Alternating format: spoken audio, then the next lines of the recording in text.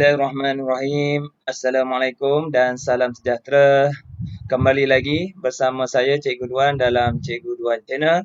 So, untuk bagi yang pertama kali masuk ke channel Cikgu, jangan lupa like, share dan subscribe dan tekan butang loceng di bawah. Supaya anda tak rugi, tak terlepas video-video yang terbaru yang Cikgu upload selepas ini. So, untuk kali ini, Cikgu ingin kongsikan sains tingkatan 2 bab 3 nutrisi. So, apa? Kalau kita sebut nutrisi, apa yang ada dalam otak? Makanan lah. Nutrisi pemakanan. Kredit kepada Cikgu Norazila binti Khalid dari SMK Ulu Tiram, Johor kerana sediakan slide ni. Okey, Cikgu sebagai pemudah cara sahaja.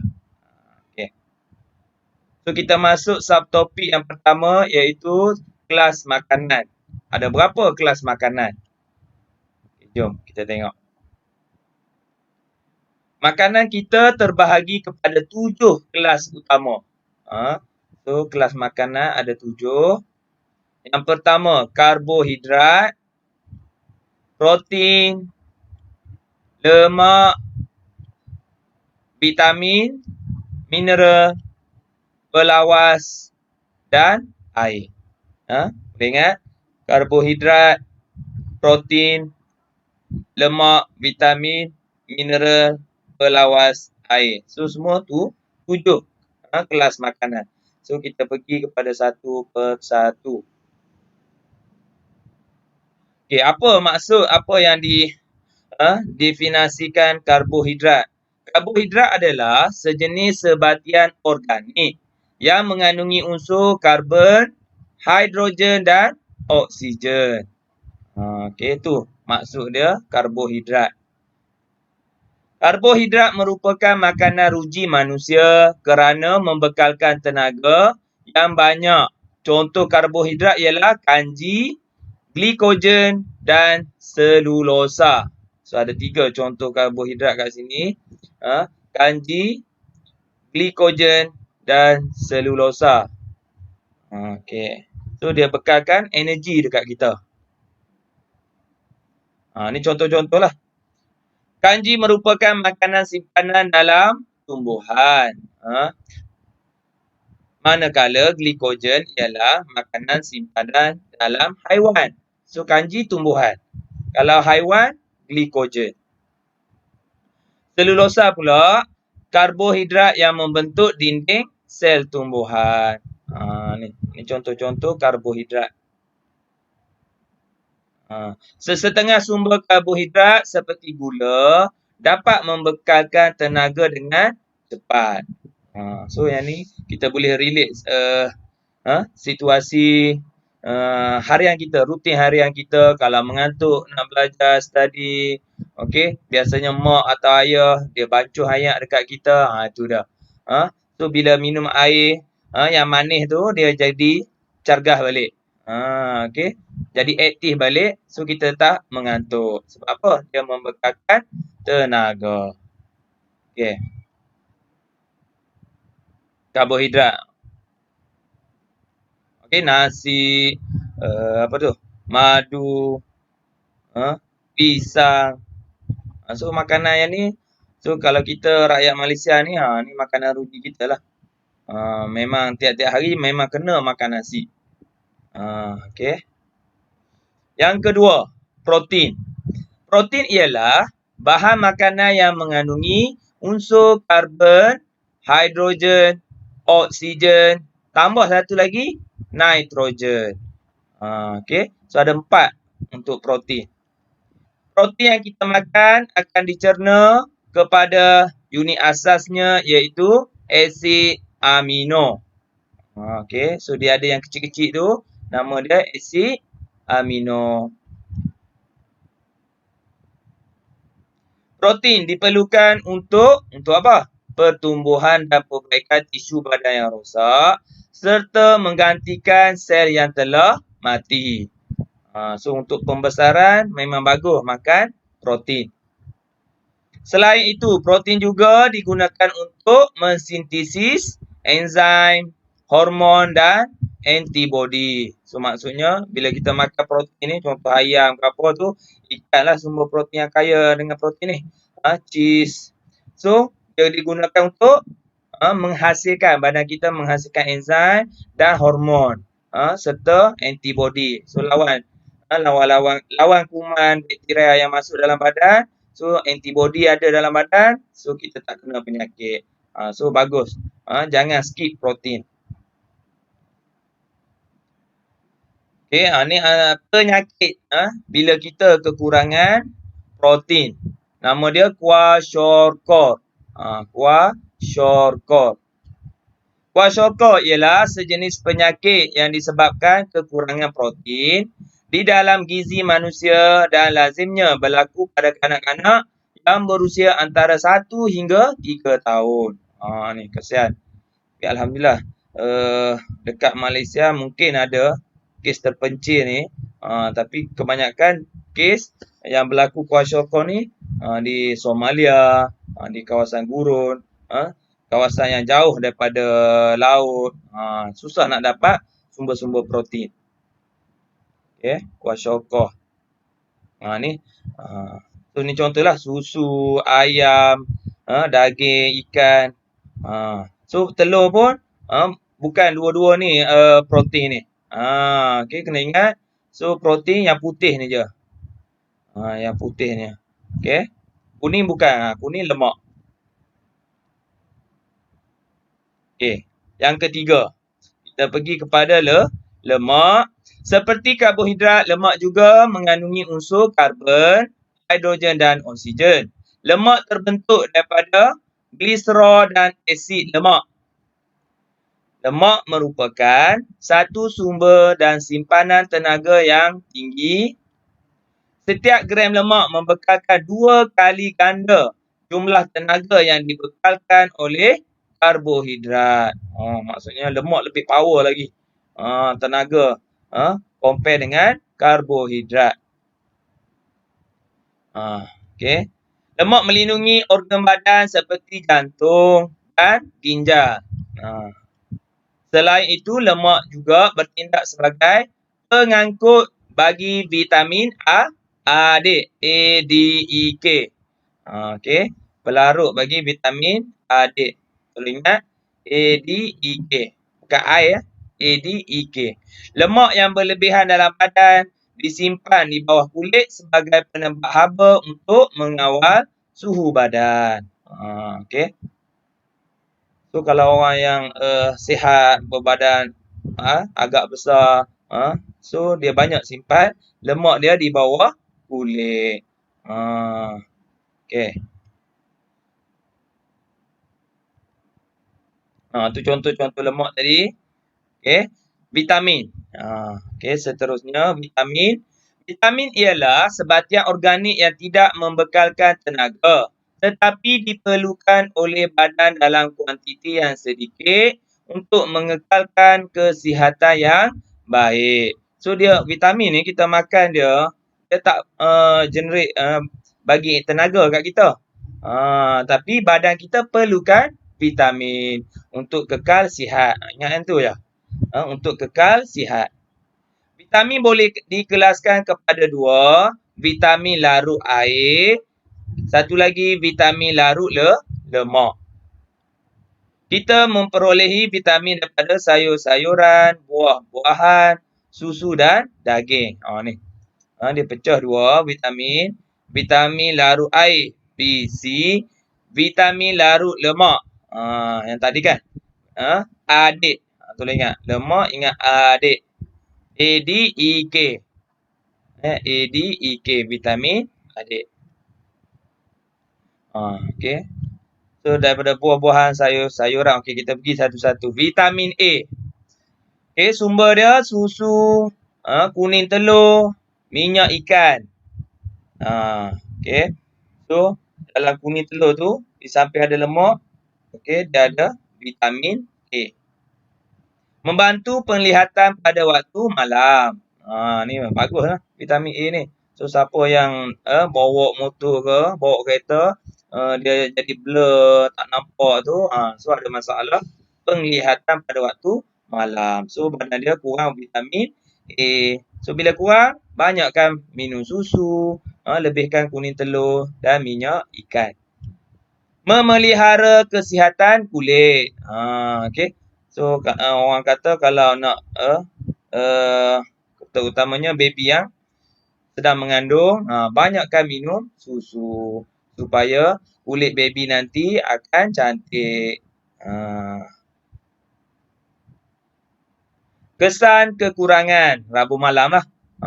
So, macam cikgu bagi tahu tadi, kalau tak cukup vitamin A ni apa yang jadi? Rabun malam.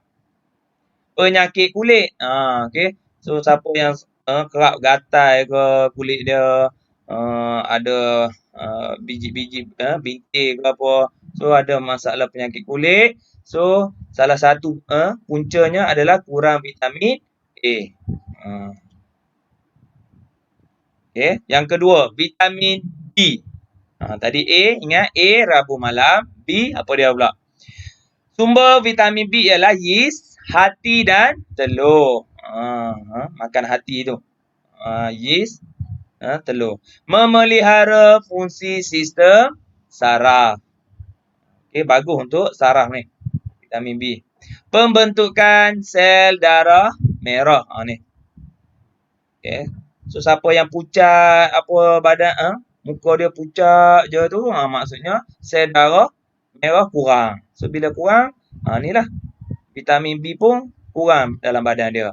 So, banyakkan makan yeast, makan hati, telur. Ni. Kesan kekurangan. Kalau tak cukup, ni. B, berry. Tolong ingat. B, berry. Okey, lagi anemia. Kekurangan ni sel darah merah. Anemia. Nampak? Kalau ada kaki macam ni, berry ni tulang ni, tekan, dia jadi gelembung macam ni, bengkok macam bengkok ni. So menandakan badan dia kurang vitamin B. Okey. Yang ketiga. Okey, A dah. A apa tadi? Rabun malam. B, berry anemia, dan C, buah. Okey, sumber dia buah-buahan, sayur-sayuran. Okey, vitamin C kan. Melawan jangkitan penyakit. Sebab itulah orang yang sakit kena banyak makan buah-buahan, sayur-sayuran. Untuk lawan kuman. Memelihara kesihatan gusi dan mulut. Kesan kekurangan. Scurvy. Apa dia scurvy? Gusi berdarah. Ni. Bukan orang tumbuk ke apa ni. Tapi gusi ni. Dia berdarah. Tengoklah kawan-kawan kita ke, adik-adik kita ke, kalau berdarah ni, tolong. Duk tak duk, berdarah. So, maksudnya badan dia kurang vitamin C. Okey, yang keempat. D. Vitamin D. Mentega, sumber. Mentega, telur, minyak ikan boleh dihasilkan melalui pendedahan kulit kepada cahaya matahari.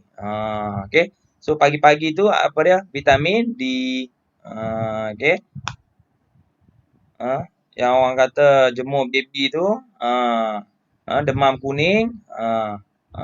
So, betul lah tu. Vitamin D. Bukan matahari pukul 12. Pagi-pagi, awal-awal pagi tu, tu bagus. Okey. Membantu dalam penyerapan kalsium. Menguatkan enamel gigi. Jadi kuat gigi ni. Memelihara kesihatan kulit. Kesan kekurangan. Kalau tak cukup, apa yang jadi? Riket. Ni, tulang ni. Jadi bengkok ni. Ni. Nampak? Bengkok, riket. Sakit gigi. Sebab apa? Tak kuatlah gigi dia ni. Enamel gigi ni tak kuat. Okay. Riket, sakit gigi. Yang ketiga, penyakit kulit. Okay. Dia main lah. Macam-macam lah penyakit kalau tak cukup vitamin. Okay. Seterusnya, A, B, C, D, E. Okay. Sumber bijirin dan sayur-sayuran hijau. Memelihara fungsi sistem pembiakan. Kesan kekurangan. Boleh jadi apa? Mandul. Minta jauh lah ni. Keguguran fetus. So kalau ibu mengandung boleh mengakibatkan gugur. Tak kuat. Baby tu jadi tak kuat. Okay, sebab apa? Kurang vitamin E. Boleh ingat. Seterusnya, vitamin K. Okay, sumber susu, kuning telur, minyak ikan. Okay. Mempercepat proses pembekuan darah. Okay, bagi kalau kita luka ke apa, so dia tak mengalir je. Dia cepat-cepat jadi beku. Menandakan badan kita ada vitamin K. Dia bagi cepat beku. Kalau tak cepat mengalir je, yang tu yang boleh pengsan dan mengakibatkan kematian. Bahaya. Kesan kekurangan. Darah lambat membeku. Bahayalah. Bahaya. Boleh mengakibatkan kematian. Okey. Seterusnya. Okey. Kelas makanan pelawas. Okey. Ataupun kita panggil serat pun kita panggil. Pelawas ialah bahan yang tidak dapat diuraikan oleh sistem pencernaan. Okey. So kita makan-makan pun dalam badan kita sistem pencernaan tak boleh bagi hancur. Makanan yang kita makan tu. Pelawas terdiri daripada selulosa yang terdapat di dalam dinding sel tumbuhan. Okey. Ni contoh ni. Sebab apa? Ni tinja. Najis dia susah. So susah nak keluar. So berlaku constipation. Dalam bahasa Melayu apa dia? Sembelit. Okey. So kita kalau yang normal tiap-tiap hari kena buang air besar. Kalau 2-3 hari baru sekali nak buang, so maksudnya badan kita tak cukup pelawas. Okey. Pelawas sangat penting untuk merangsang peristalsis, iaitu pergerakan yang disebabkan pengecutan dan pengenduran otot-otot di salur pencernaan seperti esofagus, usus kecil dan usus besar. So senanglah kalau badan kita cukup pelawas ni serat, senang je najis atau tinja keluar. Senang nak buang air besar. Tak ada masuk jamban 5-10 minit tak keluar lagi. So maksudnya sembelit. Hal ini dapat memudahkan pergerakan makanan di sepanjang salur tersebut dan mengelakkan sembelit. Okey, kita dah bagi tahu dah. Ni buah-buahan, sayur-sayuran. Kena banyak makan. Okey, seterusnya, mineral. Mineral merupakan bahan bukan organik yang diperlukan oleh badan. Okey, yang lain semua organik. Ini bukan organik yang diperlukan oleh badan. Mineral tidak membekalkan tenaga. Namun, dia sama macam vitamin tadi, masih diperlukan dalam kuantiti yang kecil untuk mengawal atur proses badan bagi mengekalkan kesihatan. Sama juga untuk bagi kita sihat. Mineral. Okay, contoh mineral yang pertama, kalsium. Untuk apa? Kuat tulang lah. Kalsium. Okay. So, yang ni susu, sumber kalsium. Susu, ikan bilis, udang, sayur-sayuran hijau adalah sumber kalsium. Membantu pembekuan darah, menguatkan tulang dan gigi. Bagi gigi kuat, tulang kuat. Okay.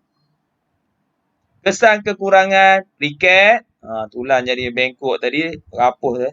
Osteoporosis. Okey, gambar sebelah ni, ni lah. Tulang tak padu, dia jadi berlubang-lubang ni. Ni, rapuh. Mudah patah ni. Osteoporosis. Kalau kurang mineral, kalsium. Seterusnya, natrium. Garam, okey, sumbernya garam, daging dan telur. Memelihara fungsi sistem saraf. Ni bagus untuk saraf ni. Okey. Kesan kekurangan. Kalau tak cukup, apa yang jadi? Krem. Kita panggil krem lah. Kekejangan otot. Okey, biasanya kita lari. Sampai berapa kilometer. Kalau krem, maksudnya badan kita tak cukup garam. Natrium. Okey, besi. Mineral seterusnya adalah besi.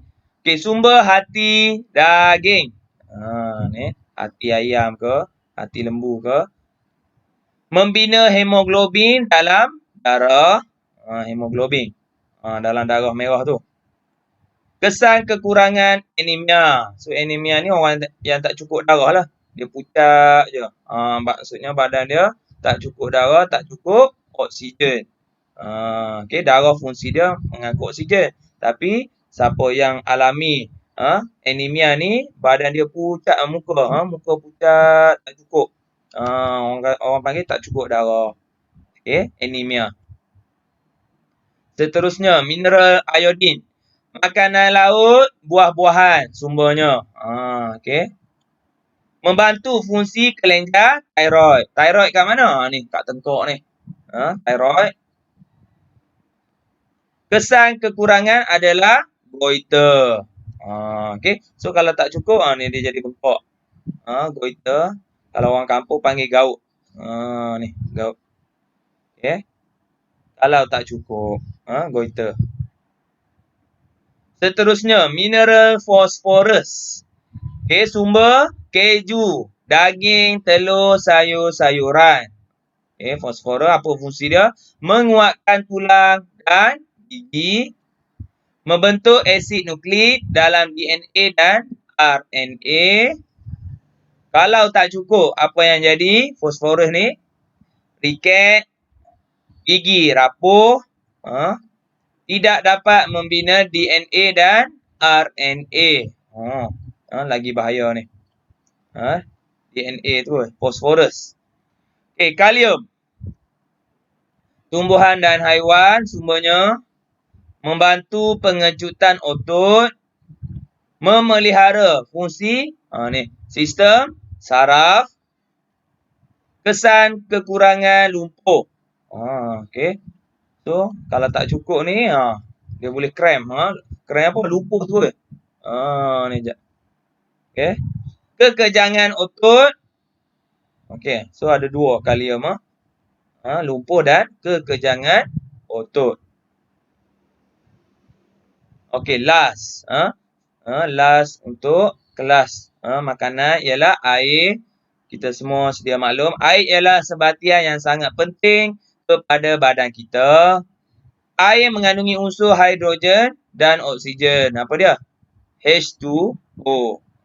H2O1. Air bertindak sebagai pelarut bahan kimia dan medium pengangkutan nutrien dan oksigen ke dalam sel. So, ni air. Ia mengangkut hasil perkumuhan seperti urea. Urea apa? Air kencing, garam mineral berlebihan keluar dari sel serta mengawal atur suhu badan melalui penyejatan peluh, melalui perpeluhan. Tembikai contoh. Tembikai adalah buah-buahan yang banyak mengandungi air. So, kalau cuaca panas ke apa, bagus makan buah tembikai. Kita perlu minum sekurang-kurangnya 2 liter air sehari. Okey. Biasanya 1.5 tu, tambah lagi 500 ml. Okey, 2 liter. Maksudnya 2000 ml air sehari. Cukup tak? Okey. Wallahualam. So, setakat itu saja untuk perkongsian cikgu bagi kali ini. Jika anda suka video cikgu, jangan lupa like, share dan subscribe dan tekan butang loceng di bawah. Sehingga berjumpa lagi dalam episod seterusnya 3.2 Kepentingan Gizi Seimbang. Assalamualaikum.